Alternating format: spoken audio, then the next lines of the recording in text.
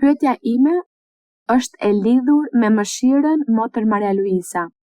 Mëshira ndaj njëri tjetrit si vëllezër dhe motra në kishë, që kur shohim një vëlla apo një motër që për shembull i mungon diçka apo që ka një problem, një vështirësi, kur shohim këtë në vëllezër dhe motra që nuk kanë shumë kohë në kishë dhe që kanë kohë që janë në kishë, kjo është pyetja ime motër. Ju i shihni vëllezërit dhe motrat që kanë vështirësi apo që nuk dinë të trajtojnë të tjerët me mëshirë? Po, që nuk din të trajtojnë të tjerët me mëshirë. Këtë motër, këtë shoh unë, dhe lidhur me këtë do doja që të na mësonit, sepse edhe unë me raste nuk di. Shumë herë nuk dim të trajtojmë të tjerët, dhe do doja që të thelloheshit pak më shumë lidhur me këtë motër.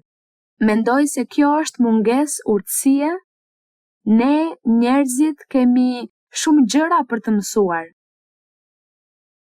Na mungojnë kaq shumë gjëra dhe çdo ditë mësojmë. Për shembull, edukata. Ne, shumica nga ne ndoshta jemi të pasjellshëm.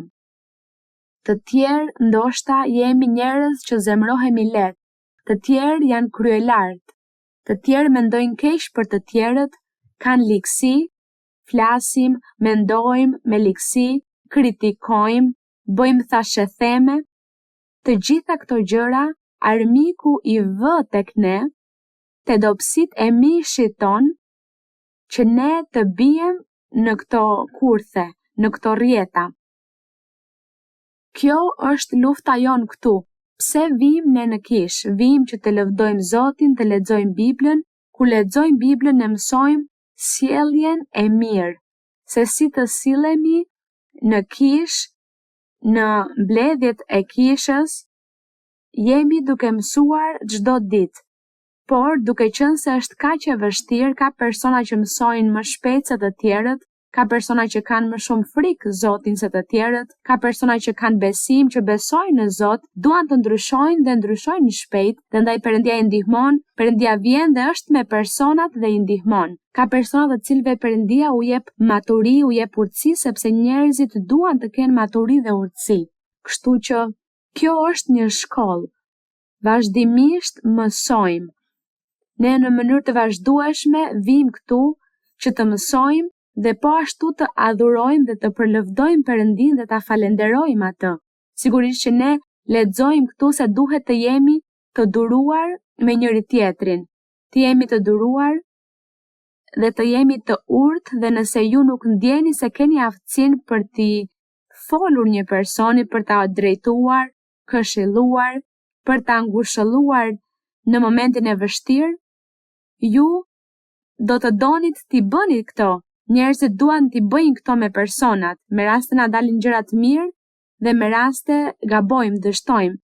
Por kur ju vini këtu, ju mos vini për të parë çfarë bën apo çfarë nuk bën tjetri. Ju veproni. Ju bëni pjesën tuaj. Ju veproni me urtësi me besimtarët. Nëse ka një besimtar që ka një vështirësi, unë do të lutem për ju. Apo duke qenë se unë nuk kam dhuntinë e vendosjes së duarve, dhe me qenë se unë akoma nuk lutem për të tjerët duke ju vendosur duart, unë do t'i them një motre apo vllai që të lutet për ju që t'ju vendos duart, që Perëndia t'ju ndihmoj me vështirësinë që kaloni, me mundimin, me situatën që ju po përjetoni. Këtë duhet të bëjmë. Këtë duhet të bëjmë, por nëse Zoti më ka dhënë urdhrin për të vendosur duart, atëherë unë e bëj. I them personit kur të jemi në kultin e adhurimit, do t'ju vendos duart dhe do t'i kërkoj Zotit që t'ju ndihmoj. Mos u shqetësoni. Por ju mos u shqetësoni për pjesën e mëshirës. Janë gjëra kaq të ndryshme që nuk kanë të bëjnë me raste, me sjelljen e mirë, me sjelljet tona si besimtar këtu në kishë. Prandaj nuk duhet të hidhërohemi për këtë, apo të mërzitemi, por duhet të kemi durim, sepse të gjithë, njëri ka një dobësi, tjetri ka një tjetër, dhe të gjithë jemi duke luftuar për t'u përmirësuar. Këtë duhet të bëjmë.